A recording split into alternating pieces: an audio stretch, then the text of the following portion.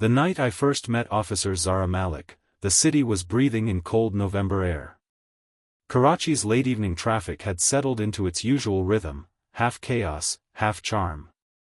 Headlights streamed like restless fireflies across the road, and shop boards flickered colors across damp asphalt. I was driving home after a long shift at work. My brain was fried, I was hungry, exhausted, and annoyed at everything, especially the way my boss had dumped extra paperwork on me at the last minute. All I wanted was a steaming plate of biryani and my bed. But fate, annoying, persistent fate, had other plans. As I turned onto the barrage road, I saw flashing blue and red lights. A checkpoint. Great, I muttered. Just what I needed. I slowed the car and prepared my documents. I wasn't worried, I hadn't broken any laws. Still, no one likes getting stopped by police at night. You never know how long it will take. A torch beam hit my windshield, bright and direct. A tall figure stepped closer. And that's when I saw her. The officer wasn't just any officer. She had an aura, commanding, confident, and focused. She wore the Navy uniform like it belonged to her alone. Her posture straight, her walk crisp, and her hair tied back in a tight ponytail that somehow made her look fiercer. She tapped the glass. I rolled down the window, clearing my throat. Assalamu alaikum, officer.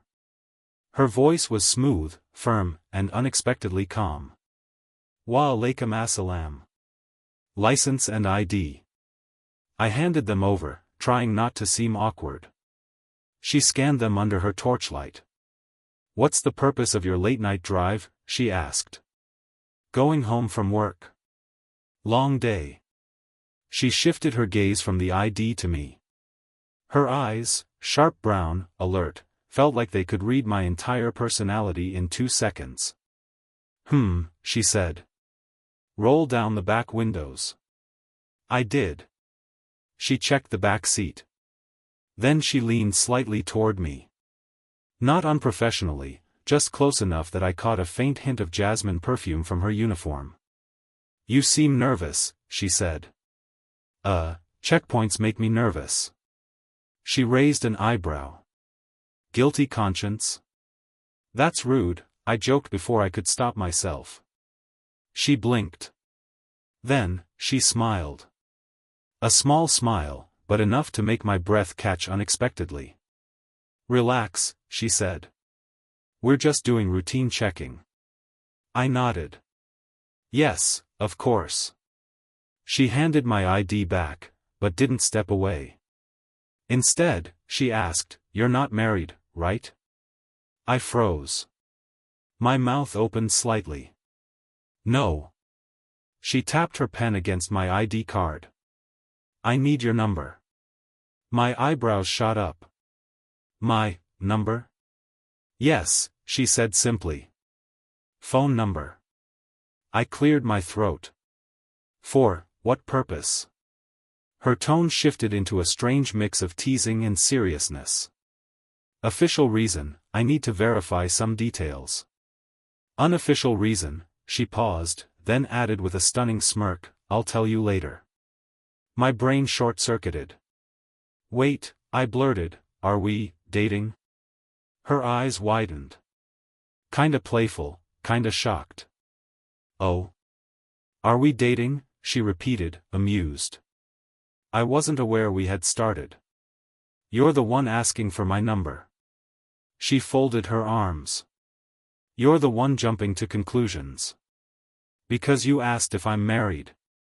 That's standard checkpoint procedure, she said calmly. We ask to determine basic profile data. I narrowed my eyes. And do you ask every single man for his number too? Yes, she said. I gasped slightly. Really? No, she laughed softly. Just the cute ones. My soul left my body. Cute? I repeated. She looked away as if she hadn't said anything. Please write your number here. I scribbled my number on her small notepad. She glanced at it once, tore off the page cleanly, folded it, and slipped it into her vest pocket. "Drive safe," she said, tapping the roof of my car. "Officer, what's your name?" I asked. "Zara," she replied. "Officer Zara Malik." And just like that, she walked away. The moment I drove off, my heart was racing with confusion, excitement, disbelief, and a ridiculous smile. I didn't know it then, but that single checkpoint stop would turn my life upside down. The next day at work, my co-workers were busy gossiping, typing, arguing, being annoying as usual. I tried to focus, but my mind kept drifting back to that moment. "You're not married, right? I need your number." "Just the cute ones." Who even says that while on duty? Was she flirting? Testing me? Teasing me? Or was it all some weird police protocol I'd never heard of? My phone buzzed around noon. Unknown number. My heart jumped. Could it be? I answered quickly. "Hello?" A familiar voice. "You sound nervous again." I nearly fell out of my chair. "Officer Zara?" A soft chuckle. "Wow. You recognized my voice. It's memorable." "I hope that's a compliment," she said. "It is." She paused. "Good." Then silence stretched for a moment. "So, why are you calling?" I finally asked. "For verification," she said lightly. "Verification of what?" "To verify that your phone is working." I laughed suddenly. "Is this your version of flirting?" "No," she replied firmly. I deflated a little. Then she added, "It's my version of checking if you're free after 7 p.m. My brain exploded. "You want to meet?" I asked. She said thoughtfully. "Unless you're scared of police officers." "I'm not scared." "You sure?" "You were shaking yesterday." "I was cold." I lied. She laughed again. "Meet me at Clifton Sea View," she said. "Near the ice cream stalls." "When?" 7 p.m. sharp. "Don't be late." "Okay." "Oh, and one more thing," she added. "Yes?" "You still haven't answered your own question." "What question?" Her voice lowered into a teasing tone. "Are we dating?" I swallowed. "I guess we'll find out tonight." She hung up. And I sat there staring at my phone like it had proposed to me. The evening waves were crashing softly when I arrived at Seaview. Families were walking around, kids running with kites, food vendors shouting orders. But I wasn't looking at any of that. I was looking for her. And there she was. Officer Zara Malik, though not in uniform this time. She wore jeans, white sneakers, and a navy blue hoodie that matched her eyes surprisingly well. Her long hair was open, blowing in the breeze. She spotted me and smiled, lifting her hand slightly. I walked toward her, heart punching my ribs. "You're early," she said. "I didn't want to be late." She nodded approvingly. "Good." We stood awkwardly for a moment before she asked, "Want ice cream?" "Sure." She ordered for both of us, kulfa for her, cone vanilla for me, and we walked toward the quieter part of the shoreline. "So," she said, licking her kulfa in slow dramatic fashion, "you think I flirt with random people at checkpoints?" "I think you flirt with men you find cute," I said boldly.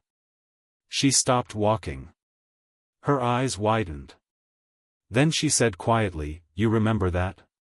"You said it," I replied. A faint blush touched her cheeks. "I didn't think you'd take it seriously. And yet, here we are."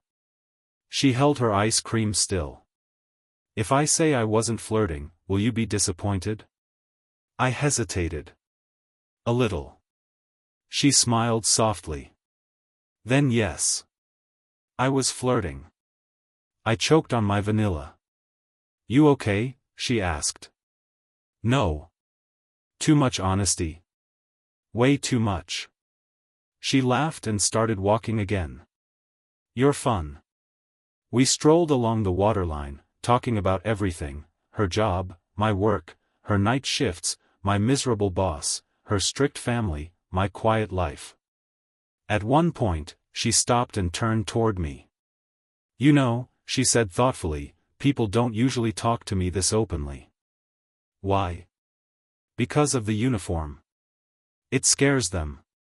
I'm not scared of your uniform. You sure? Yesterday. I was flustered, I corrected. She tilted her head. At me? I didn't reply. She smirked. Interesting. We walked again. Then she said something that froze me. So tell me the truth, why did you assume we're dating? Because you asked if I'm married, I said. That's normal. And then you asked for my number.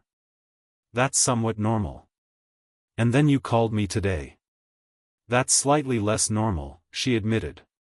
And invited me out. That's, okay, yes, that's not normal at all. I smirked. So? She stopped again. Wind brushed across her hair as she looked at me with an unreadable expression. So, she said quietly, maybe I like your face. My heart tripped. I don't know you, she continued. But something about you yesterday made me pause. And police officers don't pause easily. I swallowed hard. I like your face too. She snorted. What a romantic line. We burst into laughter. Night settled deeper around us, the city lights glowing behind. And for the first time in years, I felt peaceful. Over the next few weeks, Zara and I texted daily. Sometimes she sent late-night voice notes. Sometimes she video called me from her patrol car on break. Sometimes she'd show up at the cafe near my office just to say hi before duty. I found myself rearranging my schedule around her shift. She found herself laughing more, smiling more, sending teasing messages and shameless flirting. We weren't dating. Not officially. But everyone around us, especially my co-workers, knew something was happening. One morning at work, my friend Asif poked my shoulder. Bye, he said in his annoyingly dramatic voice, your girlfriend is dangerous. She's not my girlfriend, I said. He raised an eyebrow. She carries a gun. That doesn't make her my girlfriend. Her uniform scares me. That still doesn't make her my girlfriend. He tapped my desk. Her smile scares you. I glared. Shut up. That evening, Zara called. What are you doing? She asked. Surviving. Same. Long shift? Very. Arrested 2 idiots today. Impressive. I know, she said proudly. Then her tone softened. Meet me? When? Right now. You're on duty. I can take a 20-minute break. I grabbed my keys. When I reached the street near her checkpoint, she waved at me from her patrol car. She stepped out, looking exhausted but still breathtaking. You didn't have to come, she said softly. I wanted to. She leaned against her car, crossing her arms. Tell me something, she said. Okay. What exactly do you think this is? I swallowed. This? You and me, she clarified. Whatever we're doing. The street noise faded. Even the sirens in the distance felt dim. I don't know, I admitted honestly. But I want to find out. Her eyes softened. She stepped closer. So do I, she whispered. But just as she moved in, someone shouted, Madam. A junior officer ran up. We need you. Zara's jaw tightened. Duty calls. She turned to me. Go home. We'll talk later. I nodded. But later never came. Not that night. And not the next. 3 days. No message. No call. Nothing. I tried not to overthink. Police work could be unpredictable. Long shifts. Emergencies. But still, we'd grown close enough that silence felt unnatural. Finally, on the 4th night, my phone buzzed. Zara, we need to talk. 3 words that crumble hearts. I drove straight to the cafe where she asked to meet. She sat at a corner table in plain clothes. Her posture stiff, her eyes distant. Hey, I said, sitting down. She didn't smile. What happened? I asked gently. I shouldn't have pulled you into my life, she said quietly. Confusion hit me. What do you mean? You don't understand what it means to be close to someone like me. Someone like you? A police officer, she replied. My job is chaos. My hours are impossible. My family is strict. My emotions are, she shook her head. Everything about me is complicated. So? I asked. I never asked you to be simple. You don't get it, she whispered. If anything happens, if someone tries to use you against me. No one is using me. You can't say that. Her voice cracked. This job is dangerous. Anyone close to me is at risk. I leaned forward. Zara, I know your job is tough. But you don't get to decide what's best for me. Tears filled her eyes. She looked away quickly. I can't do this. So you're ending it? I asked. She didn't answer. Silence, heavy and heartbreaking, filled the space between us. Then she whispered, I'm sorry. And she walked out. Leaving me staring at the empty chair she left behind. A week passed. A heavy, painful, echoing week. I didn't message her. She didn't message me. Maybe she expected me to move on. Maybe I expected her to come back. But neither of us did anything. Until one night. I was driving home when traffic suddenly jammed near Defense Phase 6. Sirens blared. People ran in panic. I rolled down my window. What's happening? A police officer got injured, a man shouted. My blood froze. I parked the car and ran toward the crowd. I pushed through people until I saw a patrol car, smashed into a pole. Officers surrounded someone lying on the ground. A female officer. Bleeding. Unconscious. My heart stopped. Zara. 2 officers grabbed me instantly. Sir, stay back. That's please let me through. But they held me firmly. I watched helplessly as paramedics lifted her onto a stretcher. Her face pale, uniform stained with blood. I felt my knees weaken. Where are you taking her? I yelled. Aga Khan Hospital, an officer replied. I sprinted back to my car and drove faster than I ever had in my life. I reached the hospital breathless. After an hour of panic and waiting, a nurse informed me she was awake but groggy. I walked into her room quietly. Zara lay there, eyes half open, bandage on her forehead, arm in a sling. Her eyes moved toward me. You, she whispered weakly. I sat beside her bed. Don't talk. Just rest. She frowned. Why, are you here? Because I care, I said, trying not to choke. Her eyes softened. I didn't want you, in danger. And you think leaving me protects me? I said gently. Zara, look what happens when I'm not there. She closed her eyes, tears slipping down her cheek. I thought pushing you away was the safer choice, she whispered. But when the car hit, the only person I wanted to see was you. I took her uninjured hand carefully. And I'm right here. She looked at me for a long moment, vulnerable, scared, open. Then she whispered. Are we dating now? I laughed through tears. Yes. We're dating.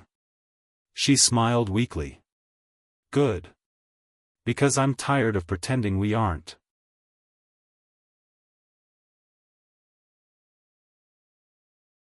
Zara needed a few weeks to recover. I visited every day, sometimes with flowers, sometimes with food, sometimes with stupid jokes that made her roll her eyes. One day, while adjusting her pillow, she said, "You know, my mother thinks you're my husband." I froze. What? She saw you here after surgery. She assumed. And, what did you tell her? I didn't correct her. I stared. Zara. She shrugged. I was high on medication. No, you weren't. Okay, she admitted, smiling shyly, maybe I liked the idea. I swallowed. Of being married to me? She flicked her gaze away. Possibly. I exhaled heavily. You're dangerous. She raised an eyebrow. Says the guy dating a cop. We laughed. Later, she looked at me seriously. I want to try, she said. Really try. With you. I took her hand. I'm all in. 3 months later, she returned to duty, but with lighter shifts. We grew closer. She introduced me to her family, awkward at first, hilarious later. I introduced her to mine, my sister loved her instantly, my mother adored her, my father nodded like he approved but later whispered to me, "Beta, careful. She looks like she can arrest you anytime." We argued sometimes. We fought occasionally.